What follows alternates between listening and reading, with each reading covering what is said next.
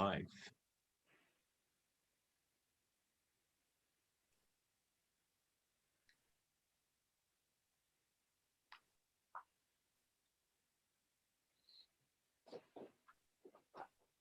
Leo?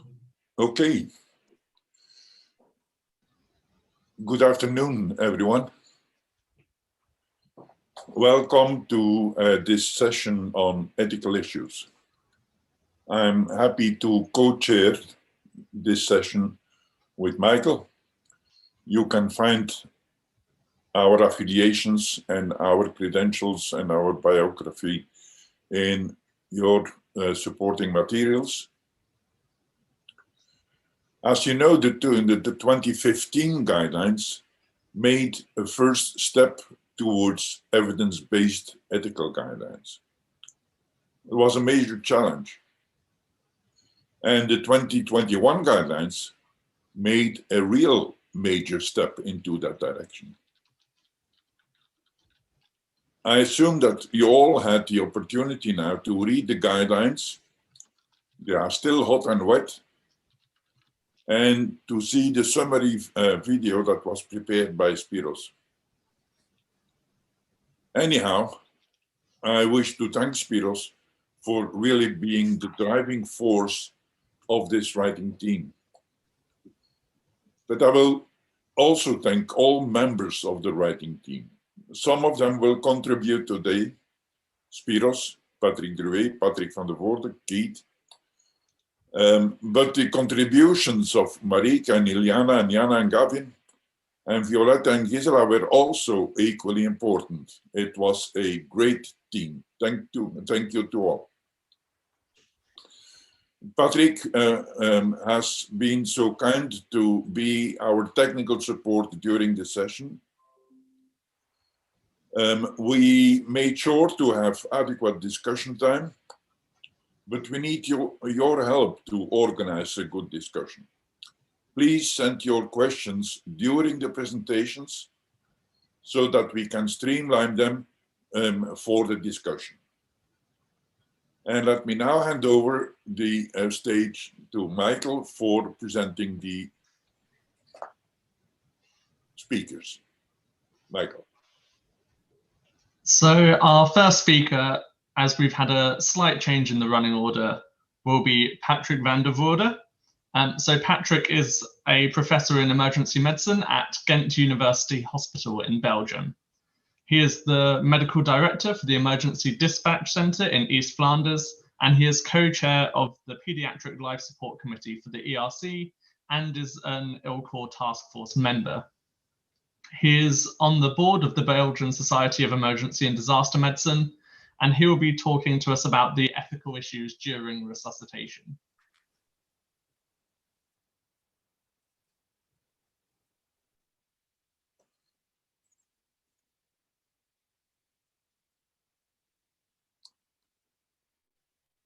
Obviously, thank you very much. So thanks for this opportunity. It's a very interesting, very difficult task to do in such short notice, short time, meaning, let's see, next slide. First of all, my conflict of interests, these are merely intellectual and has been set by the moderator already, co-chairing the Pediatric Science and Educational Committee and first author of the pediatric guidelines. Really liked working with this group that Leo said about the ethical decision-making during resuscitation. That is not an easy task, ethical decision-making during resuscitation. Neither is it to talk about it in less than 10 minutes. Resuscitation is something that can generate harm. We all agreed on that, and there's different ways in which resuscitation, apart from the benefit, can also induce harm. And this led to the belief that CPR should not be provided to all patients, and some even use the word dystonasia when you prolong an inevitable dying process by, for instance, doing resuscitation or prolonging medical care. This concept is unknown, so it means that there are populations of patients where the outcome is such that the medical care provided is more harm than benefit. The question, of course, is how do you define these patients? How do you find when a patient would have an unfavorable outcome, when this prolongation would be considered unfavorable? There used to be a lot of publications and even in real clinical life where the term futility was actually what we were looking at. And it was defined in literature as the likelihood of survival being very low. It was even given a number, meaning 1%, which means that 1 in 100 would survive in this sort of setting would be considered a futile medical intervention.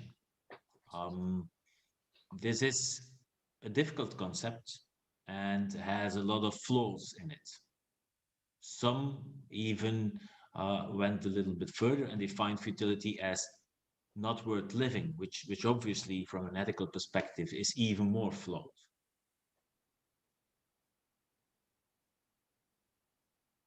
So futility as a concept, and there's a lot of text, but it's each of these texts is important, I think. It does not consider long-term outcome. It only looked in a way at survival, and it looked long-term outcome not only for the perspective of the patient, but also from the perspective of the caregiver and even society.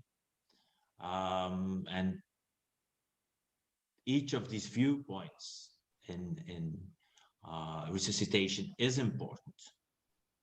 It also does not appreciate contextual factors like religious beliefs as such, because it's a very static measure in a way from a theoretical viewpoint.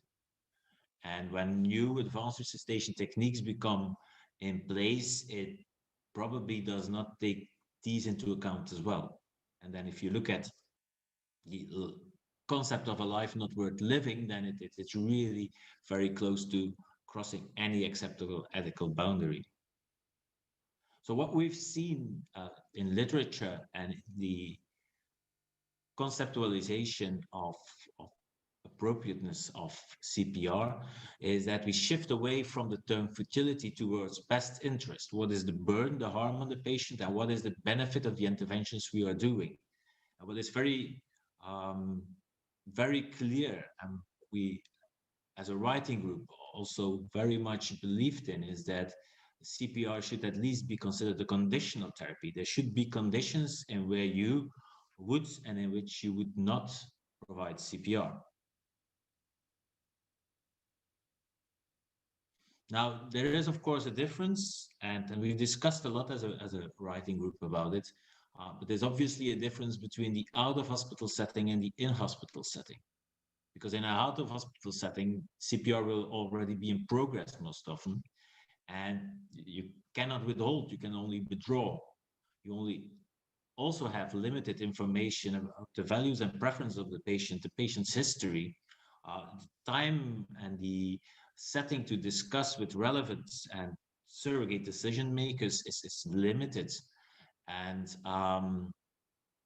therefore, there's uncertainty about a lot of things, and the advice then probably is to start CPR and to reconsider as soon as there is more information, rather than to withhold as such.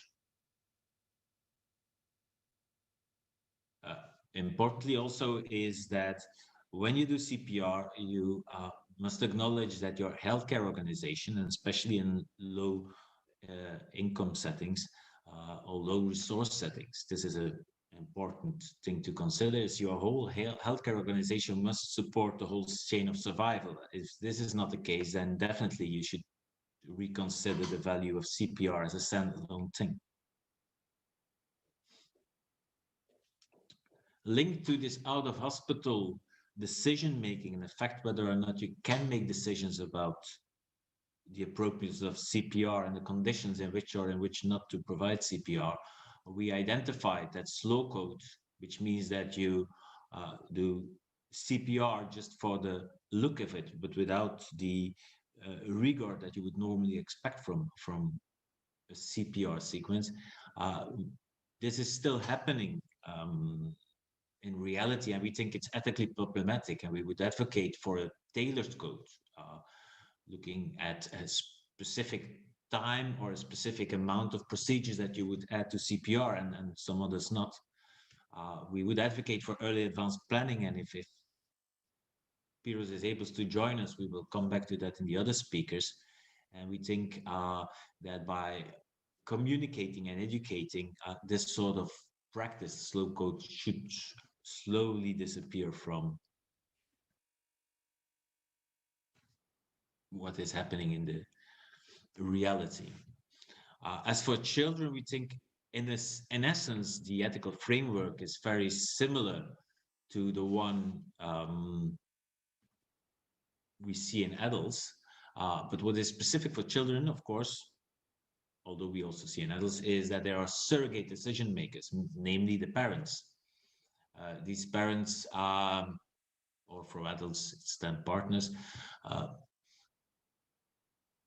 have a very close relation, and as a healthcare provider, we always, of course, interacting with them.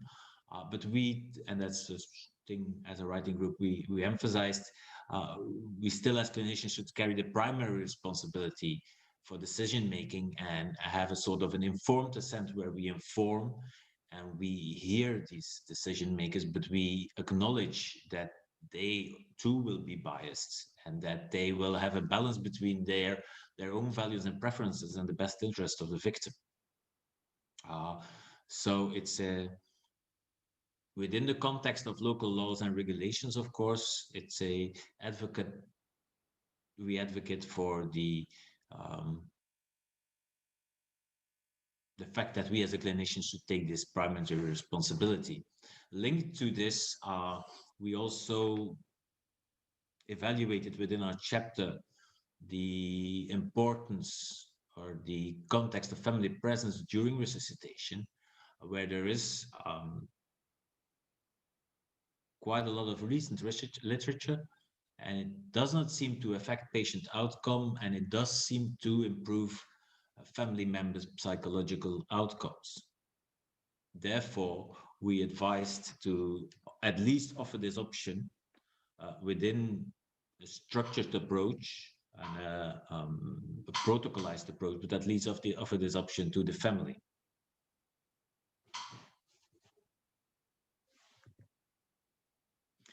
And then finally, which is of course the big discussion, is are there then criteria, are there then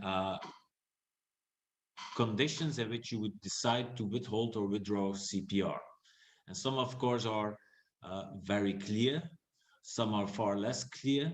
What we definitely did state, and this is in bold letters, is that certain intra-arrest factors that some people still use, like pupillary response or lactate or cardiac standstill on ultrasound, none of these individual factors has proven any strong relation with outcome. And they should, in isolation, never be used for decision-making. There are definitely unequivocal criteria when there's a problem with the safety of the provider, there's obvious mortal injury, or there's an advance directive. These criteria, apart from the unequivocal ones, will definitely always depend on the local social cultural context, the healthcare organization, the legal framework. But within these boundaries, we do advise to consider withholding or withdrawing in case of persistent asystole despite 20 minutes of advanced life support in the absence of a reversible cause, the unwitnessed initially non-shockable, where the risk of harm likely outweighs any benefit, or any other strong evidence that CPR would not be consistent with patient values, preferences, or best interests. We are very much aware that these are, in a way, vague criteria, and that there's always a contextuality to it. But it's important to have this sort of guidance and to acknowledge that this has to be implemented on a system level, depending on the context you're working in, and with good documentation and regular re-evaluation, so you avoid coming into the self-fulfilling prophecy.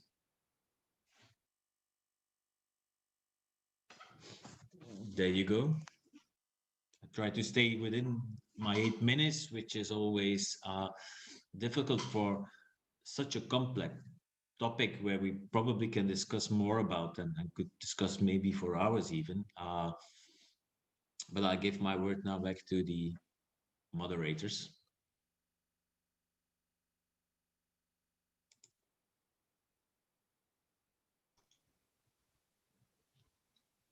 So thank you very much for that. It was a very interesting talk through something that I'm sure will generate a lot of discussion when we come to talk about that later. And we're going to talk about the questions that we've received after we've heard from all of our speakers. So next we're going to hear from Spiros Mensalopoulos. So he is a professor who is currently working in Athens in intensive care, and he is going to be talking to us about interventions to safeguard autonomy.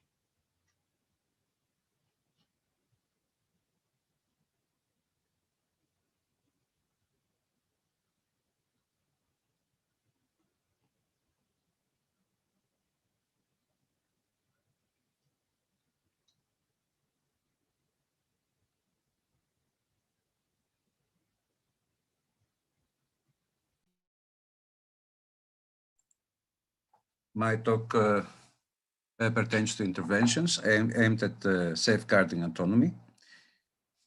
And here are my disclosures. So we first provided a set of core definitions regarding these interventions. I am presenting only abbreviated forms of these definitions.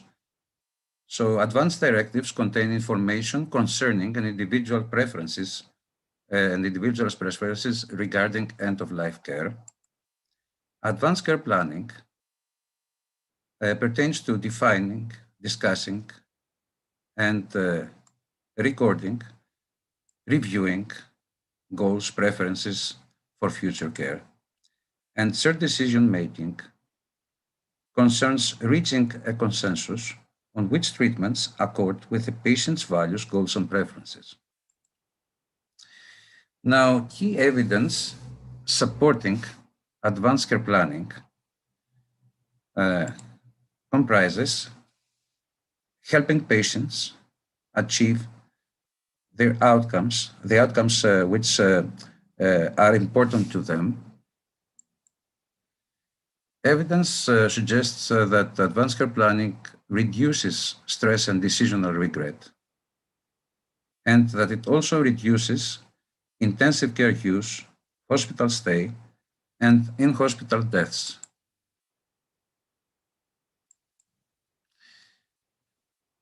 Now, we should use advanced care planning that incorporates shared decision-making.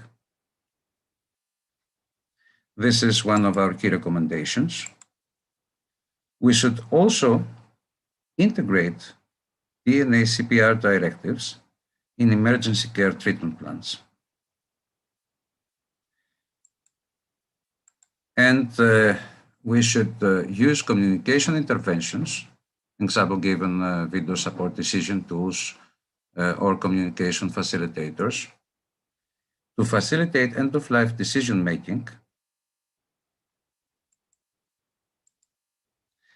Systematic reviews and recent randomized control trials support the fact that communication interventions increase the frequency of DNA CPR orders and reduce the frequency of use of life-sustaining treatments.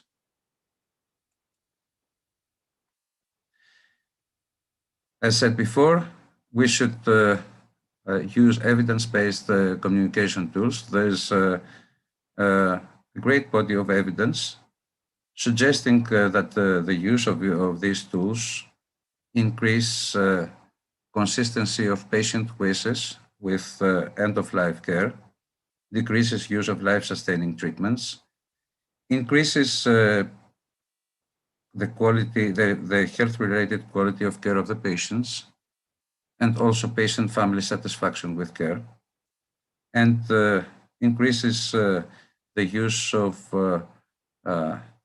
palliative care directions, while it decreases the utilization of intensive care at the end of life. And these interventions should preferably be structured, meaning that they should have a way to guide patients to decide which outcomes are important to them, and then reach a decision along with either their treating teams or their physicians.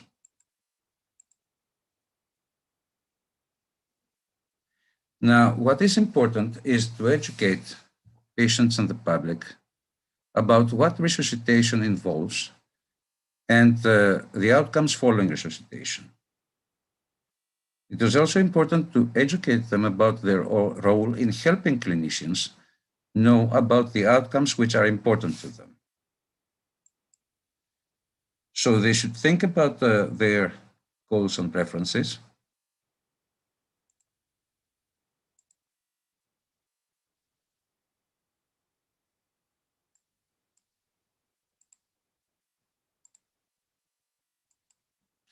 So they should think about their goals, values, and preferences. And they should participate in shared decision making by talking to their clinical team about them. And they should also share information on their preferences with family and friends.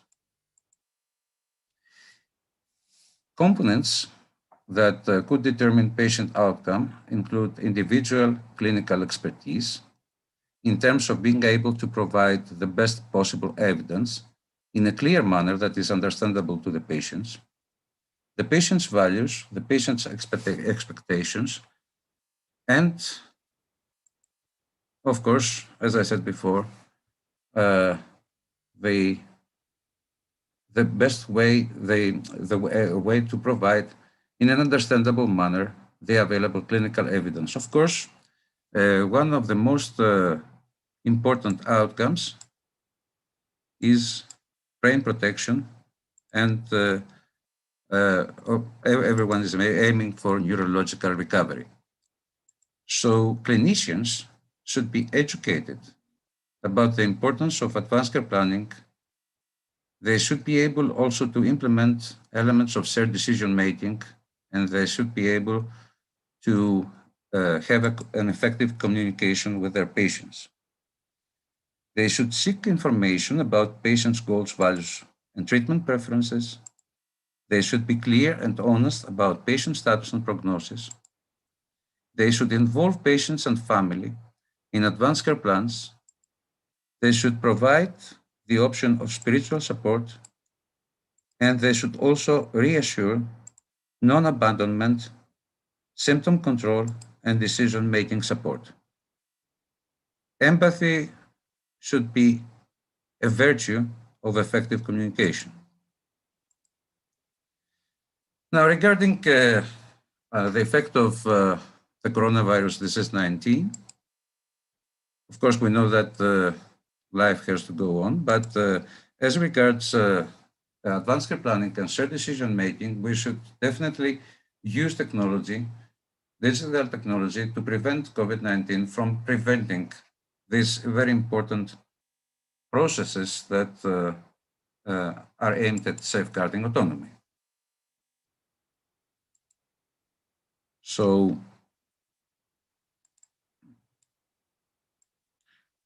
Our key recommendations are to use advanced care planning and shared decision making, to offer advanced care planning if there is increased risk of cardiac arrest, and to consistently, of course, record patient wishes.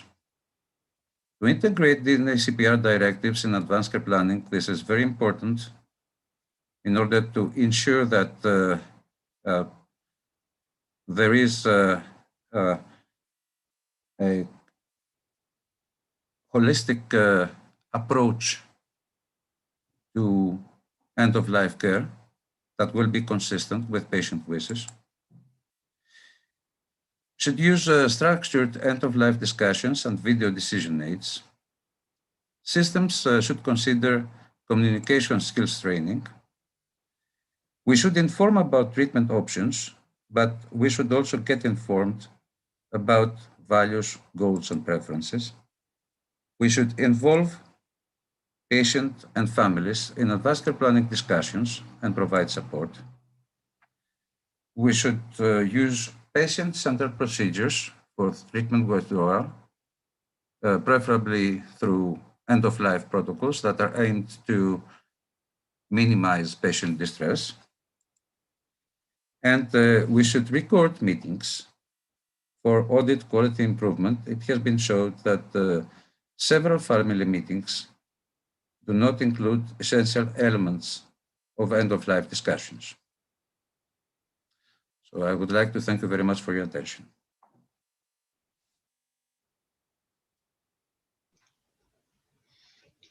Perfect. Thank you very much for that, Spiros. We'll move straight on to the next talk again, and we'll take questions at the end.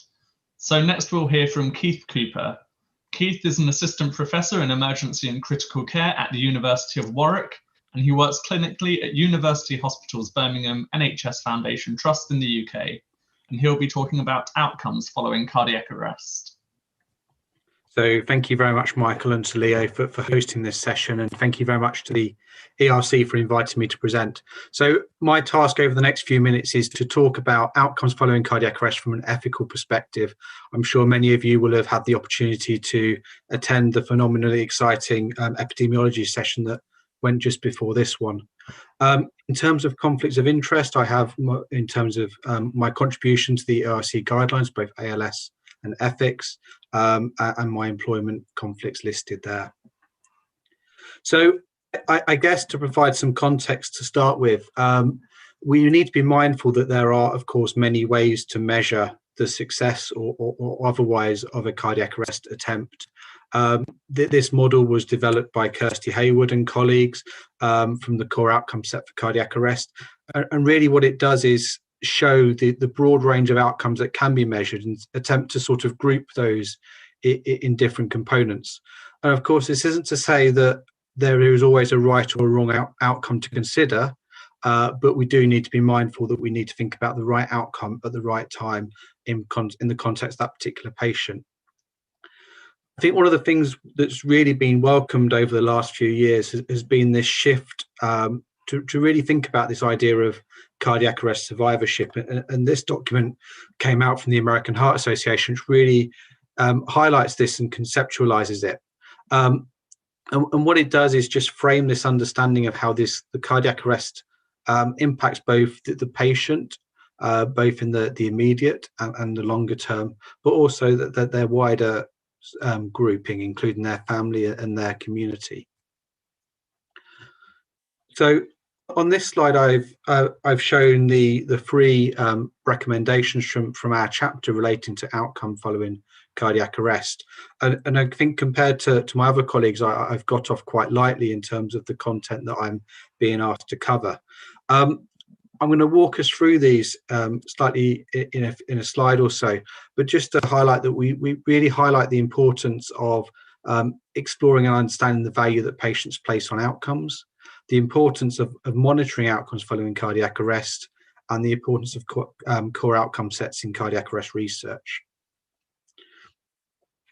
So this slide is to highlight the first recommendation in relation to making decisions about CPR. When we're making decisions about CPR, and Spiros has already started this conversation discussion, but we really do need to understand the importance that individual patients place on specific outcomes. And of course, they may vary between patients.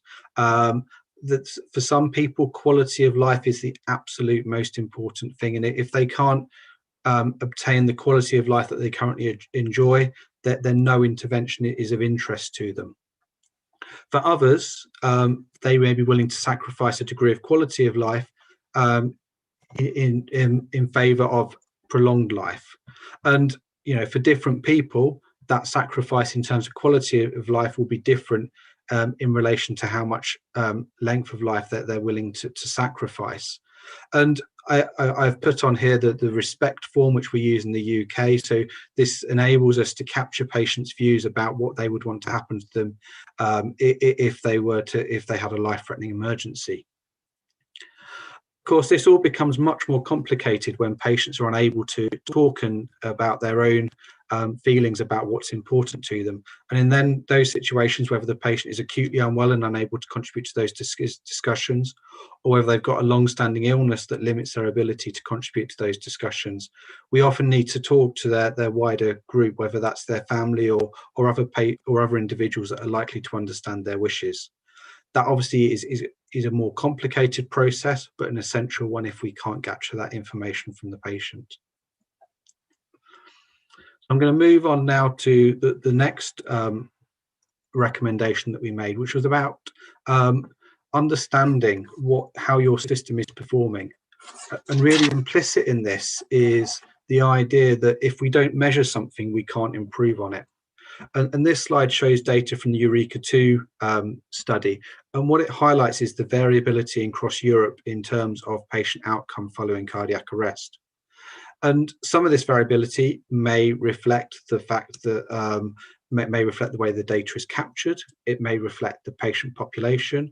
It may reflect the system that provides care to patients in cardiac arrest. But unless we measure this information and understand how we're performing as a system, there's no way that we can improve upon what we're doing. So really, from an ethical perspective, in order to drive change within our local system and provide the best possible care to our patients, we need to understand what's going on and how we might improve on that. And that really was the driving force behind our recommendation around systems monitoring their own performance to reduce variability in outcome. I'm going to move on now to our third recommendation, which was in relation to core outcome sets. I think we should be extremely grateful to these two groups from ILCOR who have developed core outcome sets both for adults and patients.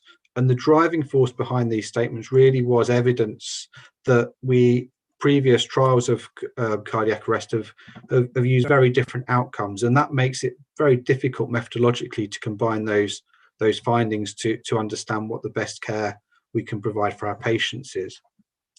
So by using a core outcome set, it helps us understand both what's important to patients and clinicians, enable us to capture that across all cardiac arrest research. And that should hopefully help us in the future to combine data across studies to help us inform what we should be doing for patients to improve their outcome. So as I said, I got off a little bit more lightly compared to my colleagues in terms of the scope of what I was asked to cover. I'm going to leave you now with a reminder of what our recommendations were in relation to outcomes following cardiac arrest, and really just highlight the importance of understanding the value that patients place on specific outcomes when we're thinking about decision making, the importance of understanding how our system is performing to try and reduce variability across systems, and the importance of using core outcome sets. So with that, I'd like to hand you back to Michael and Leo, who I think will introduce the next speaker.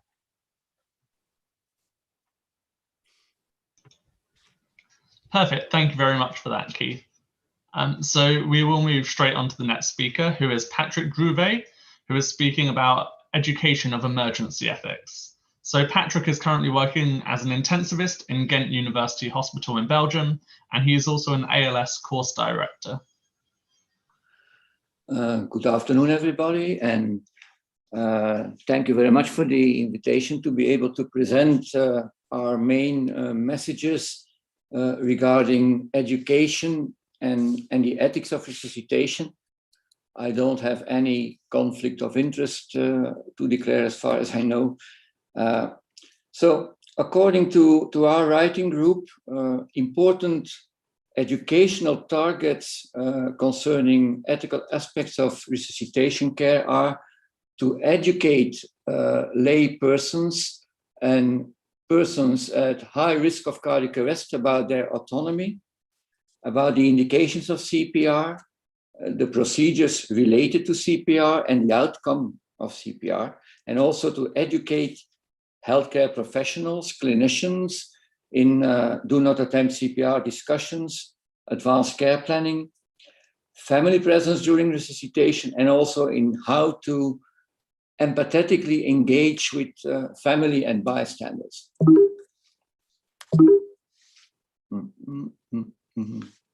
Yeah. So regarding education of patients and the public, we need to realize that patients overestimate the survival rates after CPR, and therefore accurate information is essential, especially if advanced life-limiting conditions are present.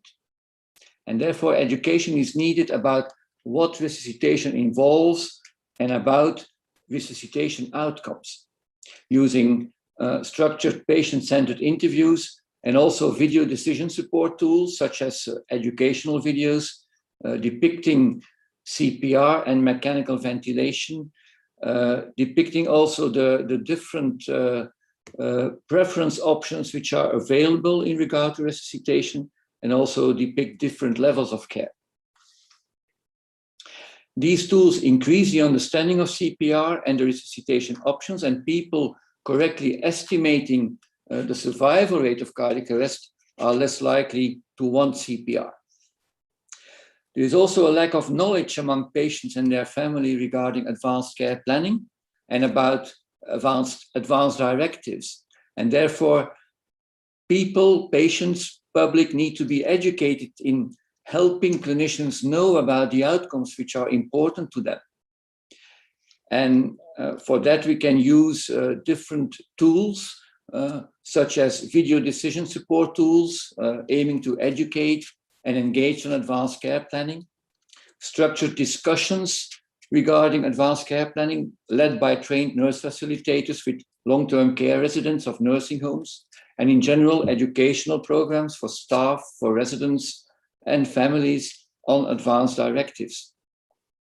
This improves the completion of advanced directives, and training of palliative care leadership teams in nursing homes increases the use of do not attempt CPR indicators on the nursing home medical chart and reduces also the patient's stated desire for life-supporting treatment.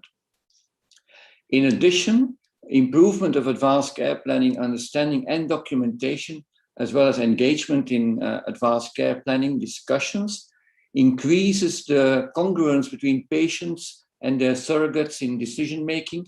It increases the satisfaction with the decision-making process, and it improves palliative care outcomes. Clinicians need education about the importance of advanced care planning and shared decision-making. If we want to avoid on-the-spot decisions of resuscitation teams, it is really paramount to have advanced care planning in place. And therefore, this is important. And we also should realize that recommendations about CPR should not be made in isolation, but they should be integrated in advanced care planning regarding all aspects of care. There are clinicians' barriers to initiate advanced care planning with patients. And these are, amongst others, lack of communication skills and also discomfort with the emotions from the patient. So it is therefore important to educate healthcare professionals on how to communicate effectively with patients and their families when discussing advanced care plans. Clinicians should be made aware of the fact that there is a high frequency of disparate interpretations of a do not attempt CPR discussion between a clinician and a patient, and that there is a risk to selectively interpret vague or conditional statements. And therefore, the language used in these discussions should be very clear, since terms can have different meanings for different patients, and there can be serious misconceptions regarding specific components of resuscitation. We should also take care that our own preferences regarding the most appropriate treatment for the patient are not taken into account in the interpretation of the conversation. But on the other hand, the clinician, of course, should not hesitate to share concerns she or he has regarding the consequences of certain decisions. Clinicians also need education about family presence during resuscitation, using open discussion within teams about family presence. Scripts can be of help, scripts used to support families during resuscitation, and very important, the training of support persons who are present during resuscitation to guide and accompany the family, as well as simulation and role play. Education about termination of resuscitation and breaking bad news is also very important, since field pronouncement of unexpected death by emergency clinicians is very stressful and a potentially traumatic experience for them. Many feel unprepared, and this is associated with avoidance of interaction or even absence of empathetic engagement with family and bystanders, which can have severely negative consequences for family members, such as depression and post-traumatic stress disorder. Therefore, creating opportunities for discussion, sessions covering the legal and ethical issues, and role play can increase the self-efficacy and the comfort with termination of resuscitation, and will improve the communication of death notification on scene. Training modules in resuscitation courses would be also an important step to improve care, and educational interventions should consider also the variable settings, such as the sometimes uncertain cause of the cardiac arrest, a lack of privacy when communicating this, or also unclear family relationships. So in conclusion, education of healthcare professionals improves communication with the patient, with the family, in the context of advanced care planning. It improves the attitude towards family presence during resuscitation, and also will support empathetic engagement with family and bystanders in failed out-of-hospital resuscitation attempts. And this brings us to our top messages regarding education, being that we need to educate patients and the public about what resuscitation involves and the outcomes following resuscitation, also about their role in helping clinicians know about the outcomes which are important to them, and finally, to educate clinicians about the importance of advanced care planning, what shared decision-making involves, and how to communicate this effectively with patients and their relatives when discussing advanced care plans. Thank you very much. Thank you. So now we'll move on to our final talk, and we'll hear again from Spiros Mensilopoulos, who will be talking about the ethics of emergency research. Thank you very much again. And so this talk concerns the ethics of emergency research.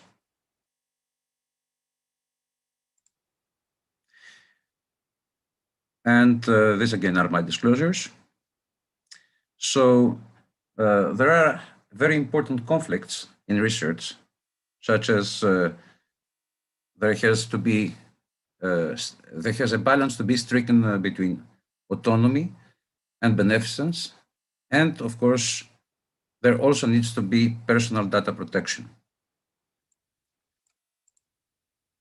Important, there are many concepts in the ethics of emergency research, but I think very important concepts pertain to decision-making capacity and informed consent, also informed decisions in general. So research is essential to improve clinical practice. There's no doubt about that.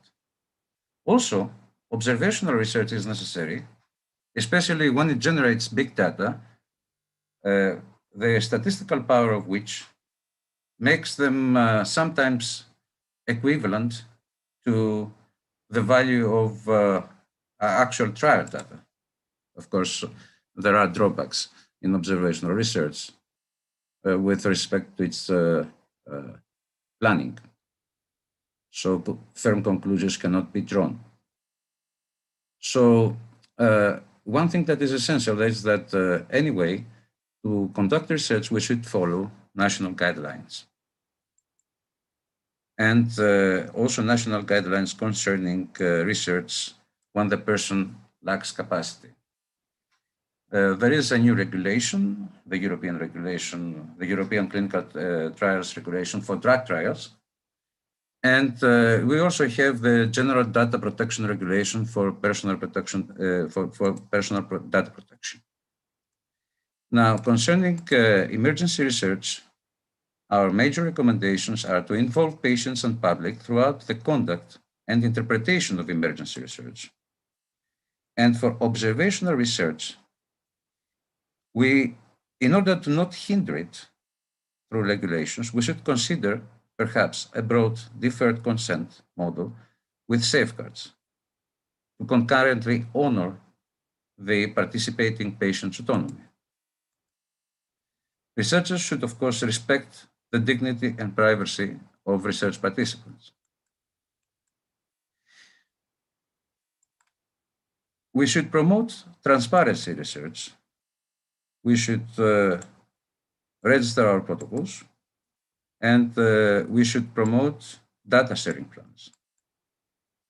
In addition, as we know, resuscitation guidelines are based on substantially less studies compared to guidelines for acute cardiovascular events and heart failure. So there should be proportional funding, meaning funding proportional to the societal burden caused by cardiac arrest. Also, the benefit of research should justify the burden imposed by it on certain communities, meaning that people who participate in research are entitled to its benefit.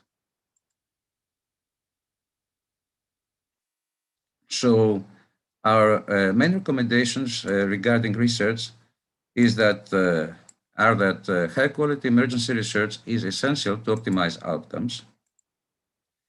We should involve patients and the public throughout the research process. Regarding observational research, we should consider broad deferred consent with safeguards. Again, those bearing the risk of adverse events should benefit from the results. An independent ethics committee should review research protocols, and the researchers should respect the dignity and privacy of research participants and their families. Transparency should be promoted through research protocol registration, reporting of results, prompt reporting of results, and data sharing. We should also try to not let the pandemic situation hinder research, which is quite a big problem in emergency research, and can potentially result in biased outcomes if certain patient groups are prevented from being enrolled in research protocols because of dangers related to the pandemic. I would like to thank you very much for your attention. Thank you very much, and thank you to all of our speakers. I'm now going to hand over to Leo to lead our discussion on the talks we've just heard. Thank you, Michael. We have 10 minutes for discussion. Yeah, is that correct? Yeah. So we have to be short and to the point. And I've seen plenty of questions with that have been asked, and I tried to distillate a couple of them. Let me go to education. Education, one of the elements of the education is courses. We are investing a lot of energy in our CPR courses. In BLS, we say act first and think after, but in ALS, it is different. Patrick, what is your recommendation to adjust the courses that we are conducting today? And should we maybe consider a specific course for in-hospital situations where advanced care planning and shared decision-making is most appropriate? Well, I think you make a good point there. I don't think there is really need for a specific course, a separate course. But when we look at the current advanced life support courses, let's say more than 90% of the content is really focused on the technical aspects. How, as a team, can we perform optimally in executing the ALS algorithm, while there is relatively less space for what I would call a holistic or ethical debriefing. And what you often see that is that even in scenario teaching during these courses with a clearly ethical perspective, that candidates are enormously focused on the algorithm, and then sometimes even vocalize that they do that because it's an ALS course and they wouldn't do that in the real life. So then I think there is a problem. And I would say that maybe during debriefing, and there is a lot of attention for debriefing during these courses, that we also make a point about incorporating more ethical debriefing and maybe also adjust the scenarios from time to time, that the success rate is a little bit more realistic in the courses as it is in real life. Okay, thanks. And another set of questions that I find by all of you is about futility and best interest. Best interest for whom? Is it for the patient? Is it for the family? Is it for the healthcare provider? So one question for Patrick van der Voorde is, tailored CPR, should it be seen in context of the patient, context of the geographic situation of the resources, even in context of a disaster, of a pandemic? What is yours? Well, the answer is in the question, and the word context has come up in the lecture quite often, because it is a contextual thing, and there is no easy definition. I also saw somebody in the chat asking, well, you gave a lot of reasons or a lot of conditions where you should not look at, but can you also give conditions where you should look at in making decisions about withholding or withdrawing CPR? And obviously these are also given in the text and in the lecture, but these are, apart from the obvious irreversible death, they are all much more contextual and depending on a lot of circumstances and viewpoints that have to be taken into account, which does not mean, because that was another question I saw, which does not mean that the decision making is for everybody else and not for the physician or the clinician in a way. We advocate a sort of informed consent where the clinician has a central role in appreciating harm versus benefits. Yeah, correct. Thank you very much.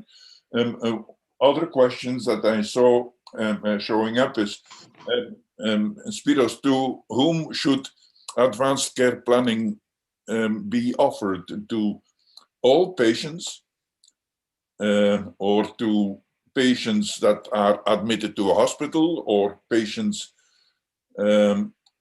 with risk, in a risk situation, patients in and all patients in the long-term facility? What is your recommendation? Well, ideally, advanced care planning should be offered to everyone, and perhaps education about its value should start quite early, especially regarding healthcare professionals. Perhaps education should start from the university. not only about advanced care planning, but also about medical ethics in general. Also, at patient level, perhaps knowledge about basic knowledge about the bioethical principles should be offered, let's say, from high school level, because it's very important for everyone to be knowledgeable about autonomy and about their rights and about the way they can shape their end-of-life care so that it will be consistent with their wishes. And this fundamental knowledge should be present, I think, earlier in life.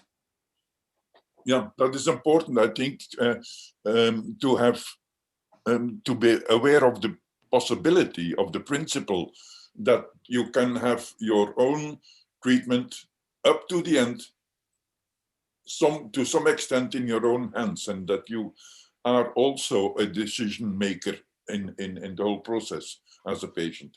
Although we have to recognize that the values and expectations change during life.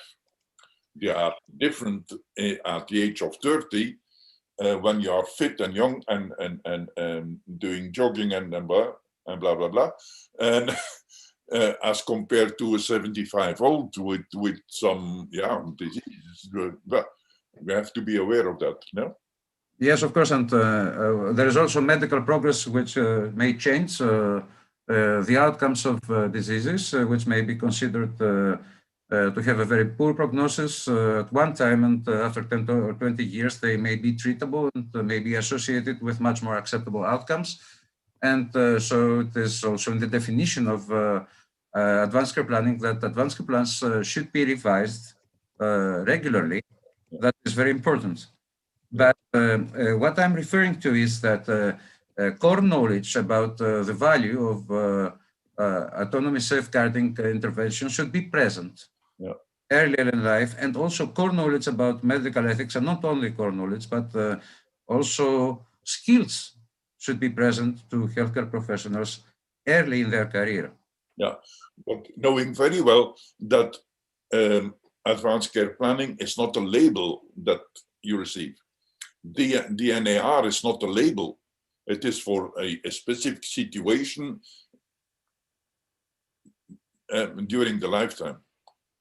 I had also a question that I've seen many times appearing for Keith.